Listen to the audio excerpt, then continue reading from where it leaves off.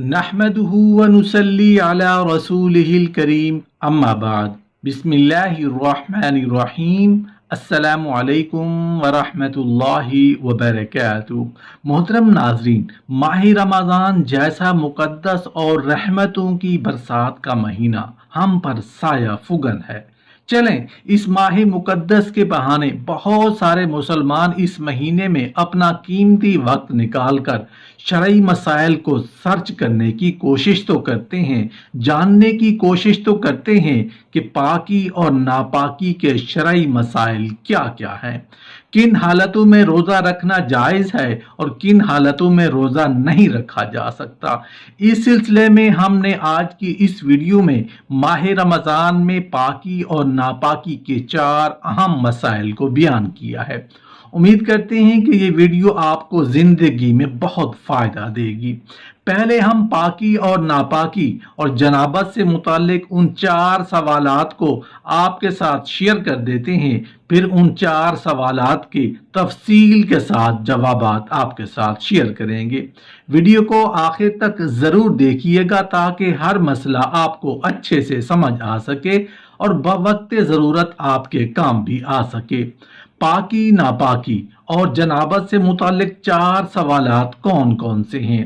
پہلا سوال، ناپاکی کی حالت میں روزہ رکھنا کیسا ہے؟ حالت جنابت میں روزہ رکھنا کیسا ہے؟ دوسرا سوال، اگر کوئی شخص ناپاک ہو جس پر غسل فرض ہو چکا ہو، چاہے وہ احتلام ہونے کی صورت میں ہو یا میاں بیوی کے ہم بستری کرنے سے ہو اور سحری کا وقت بھی بہت کم بچا ہو، کیا وہ بغیر نہائے سحری کھا کر روزہ رکھ سکتا ہے یا سحری کرنے سے پہلے نہانا ضروری ہے؟ تیسرا سوال، روزہ رکھ کر جھوٹ بولنا، دغا بازی کرنا، سوشل میڈیا پر چیٹنگ کرنا اور گانے سننے سے روزہ باقی رہے گا یا ٹوٹ جائے گا؟ چوتھا سوال، نماز تراویح پڑھے بغیر روزہ رکھنا یہ کیسا ہے؟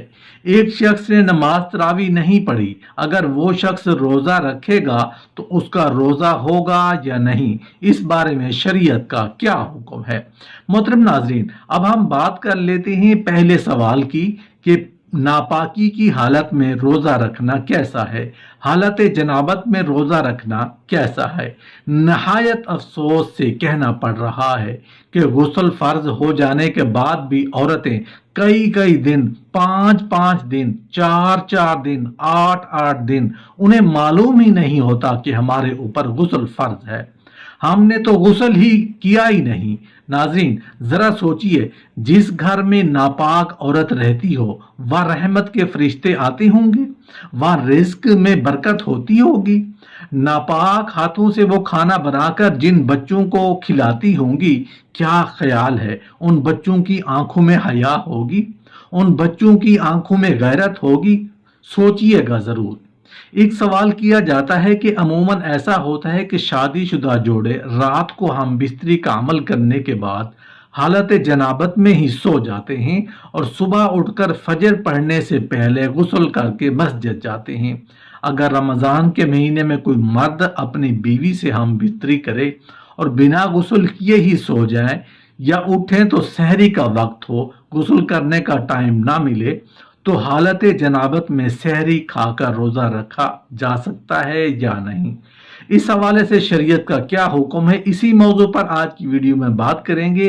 آپ جنابت میں روزہ رکھ سکتے ہیں مگر اس صورت میں کہ آپ نے رات کو بیوی کے ساتھ ہم بستری کا عمل کیا تو غسل کرنے کا کوئی مناسب انتظام موجود نہیں تھا، یعنی کہ پانی میسر نہیں تھا یا سردی کی وجہ سے پانی بہت ٹھنڈا تھا، اسے گرم کرنے کا کوئی انتظام نہیں تھا، آپ غسل کیے بغیر ہی سو سکتے ہیں اور صبح جنابت کی حالت میں ہی روزہ رکھ سکتے ہیں۔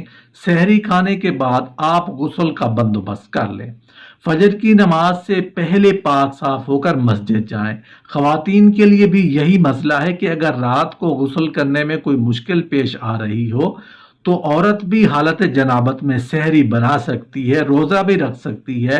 نماز فجر پڑھنے سے پہلے وہ غسل کر کے پاک ہو جائے اور پھر نماز ادا کرے۔ دودھ پلانے والی ماں بھی اپنے بچے کو حالت جنابت میں دودھ پلا سکتی ہے، اس عمل میں بھی کوئی شرعی عذر نہیں ہے۔ اگر کوئی شخص روزہ کی حالت میں سو رہا ہے اور شیطان نے اسے بہکا دیا اور اسے احتلام ہو گیا، ایسے شخص کے روزے میں بھی کوئی فرق نہیں آئے گا، وہ شخص غسل کر کے پاک ہو جائے گا، روزہ بالکل برقرار رہے گا۔ محترم ناظرین، اب ہم بات کر لیتے ہیں دوسرے سوال کی کہ اگر کوئی شخص ناپاک ہو جس پر غسل فرض ہو چکا ہو تو وہ احتلام ہونے کی صورت میں ہو یا میاں بیوی کے ہم بستری کرنے سے ہو اور سحری کا وقت بھی بہت کم بچا ہو، کیا وہ بغیر نہائے سحری کھا کر روزہ رکھ سکتا ہے یا سحری کرنے سے پہلے نہانا ضروری ہے؟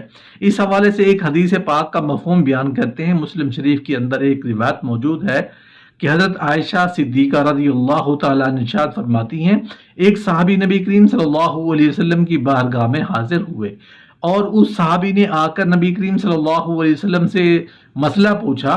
اس وقت دروازے کے پیچھے کھڑی تھی اور سن رہی تھی۔ اس صحابی نے عرض کیا، یا رسول اللہ صلی اللہ علیہ وسلم، میں نماز کے وقت اٹھتا ہوں حالانکہ میں جنوبی ہوتا ہوں، کیا میں روزہ رکھ سکتا ہوں؟ یعنی میں ناپاکی کی حالت میں روزہ رکھ سکتا ہوں؟ نبی کریم صلی اللہ علیہ وسلم نے ارشاد فرمایا کہ میں بھی جنوبی ہوتا ہوں، نماز کے وقت اٹھتا ہوں، میں روزہ رکھتا ہوں۔ اس صحابی نے عرض کیا کہ یا رسول اللہ صلی اللہ علیہ وسلم، آپ اللہ کے رسول ہیں، آپ ہماری مثل نہیں، اللہ نے آپ کے اگلے پچھلے تمام گناہ بخش دیے۔ رسول اللہ صلی اللہ علیہ وسلم نے ارشاد فرمایا کہ بخدا میں تم سب سے زیادہ اللہ سے ڈرنے والا ہوں اور ان تمام چیزوں سے تم سب سے زیادہ بچنے والا ہوں جن چیزوں سے بچنے کا حکم ہے۔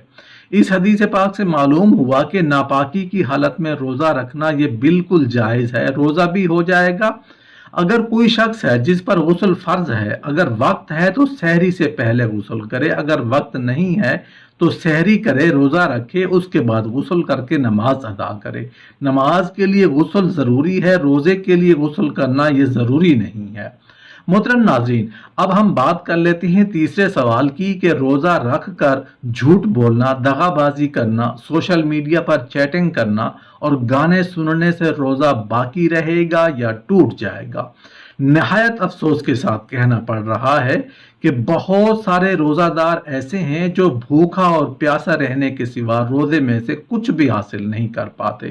وہ پورا دن بھوک اور پیاس کاٹتے ہیں، نہ کچھ کھاتے نہ پیتے ہیں، سحری میں کھا لیا پھر افطاری میں کھایا اور پورا دن اپنا کھانا پینا بند کرتے ہیں کہ ہمارا روزہ ہے۔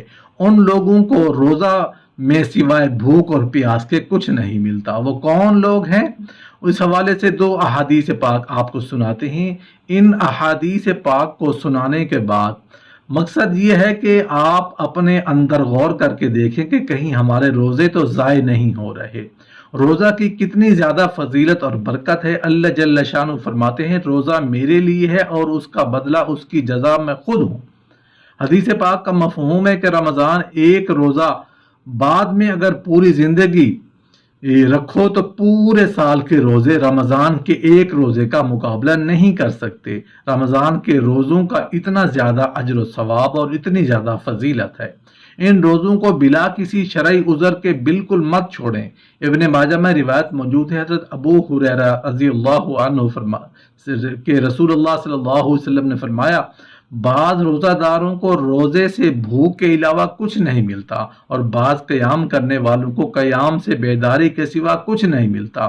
بخاری کے اندر حدیث موجود ہے کہ رسول اللہ صلی اللہ علیہ وسلم نے ارشاد فرمایا کہ اگر کوئی شخص جھوٹ بولنا اور دغا بازی کرنا روزہ رکھ کر بھی نہ چھوڑے تو اللہ تعالیٰ کو اس کی کوئی ضرورت نہیں کہ وہ اپنا کھانا پینا چھوڑ دے۔ یعنی اللہ جل شانہ کو ایسے روزہ دار کی کوئی پرواہ نہیں، کوئی ضرورت نہیں جو روزہ رکھ کر جھوٹ بولنا نہ چھوڑے، دغا بازی نہ چھوڑے، گناہ کے کام کرنا نہ چھوڑے۔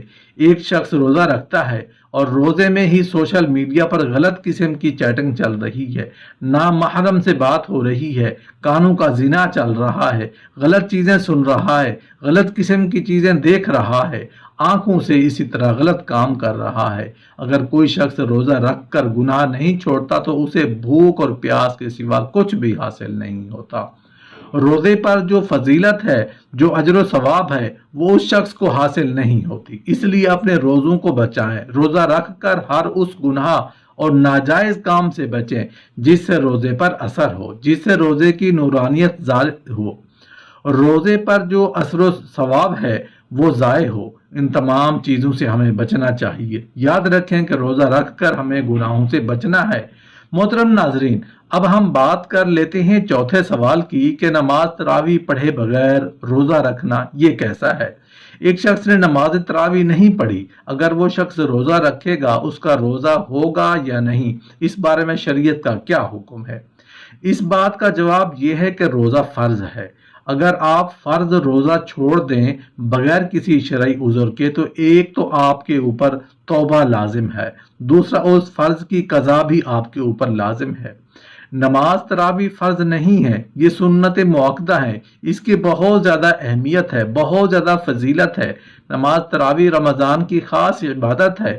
حدیث پاک کا مفہوم ہے کہ نبی کریم صلی اللہ علیہ وسلم نے ارشاد فرمایا کہ جس نے ایمان کی بنا پر ثواب کی نیت سے رمضان المبارک کی راتوں میں قیام کیا وہ اس طرح گناہوں سے پاک ہو جاتا ہے جس طرح وہ اس دن پاک تھا جب اسے اس کی والدہ نے جنم دیا تھا۔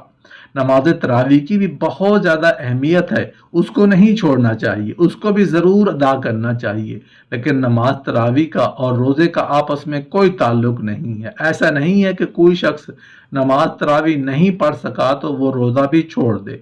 روزہ فرض ہے، نماز تراویح سنت مؤکدہ ہے۔ اگر کسی وجہ سے آپ نماز تراویح نہیں پڑھ سکے، آپ تو روزہ نہ چھوڑیں۔